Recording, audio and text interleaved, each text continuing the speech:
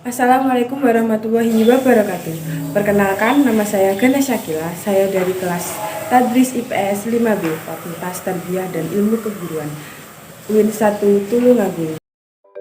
Di sini saya akan menjelaskan tentang perdagangan internasional. Materi yang mencakup yaitu pengertian faktor-faktor yang mempengaruhi manfaat dan hambatan perdagangan internasional.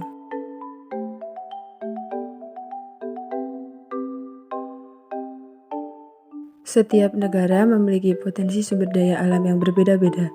Sebagai contoh, Saudi Arabia memiliki kaya akan minyak bumi.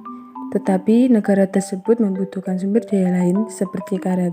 Sedangkan di Indonesia merupakan penyumbang 21% dari produk karet alam dunia.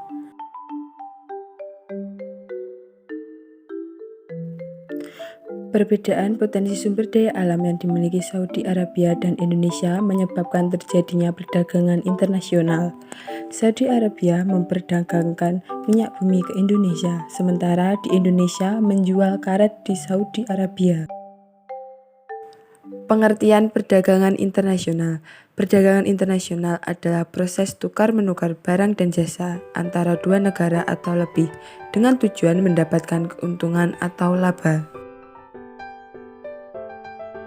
Hubungan perdagangan internasional dengan ekspor dan impor.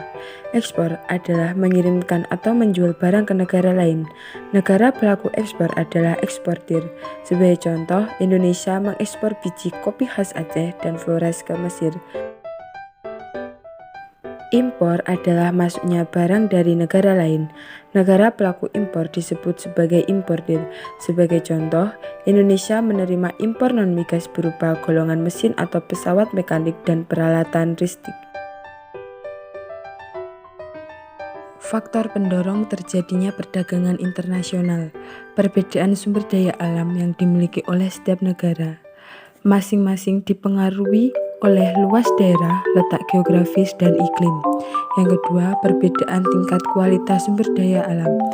Suatu negara yang berkualitas sumber daya manusia yang tinggi akan menghasilkan barang dan jasa dengan mutu atau kualitas yang baik.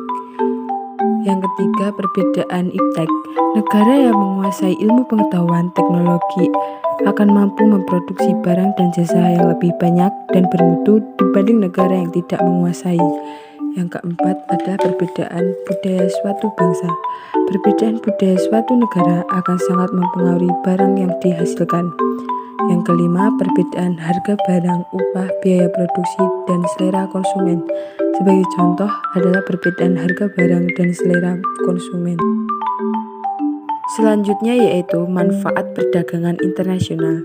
Yang pertama yaitu memperoleh barang dan jasa yang tidak dapat diproduksi negara sendiri. Yang kedua, memperluas lapangan pekerjaan, memperluas pasar, dan menambah keuntungan. Yang ketiga, mendorong transfer teknologi dan memperluas konsumsi.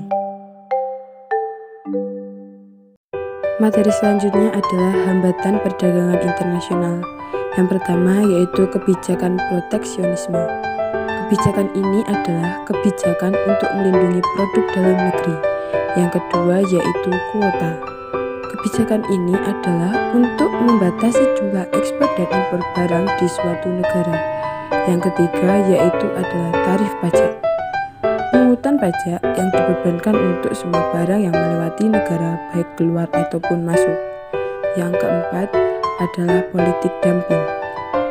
Kebijakan ini adalah menjual barang di luar negeri lebih murah daripada di dalam negeri. Terima kasih.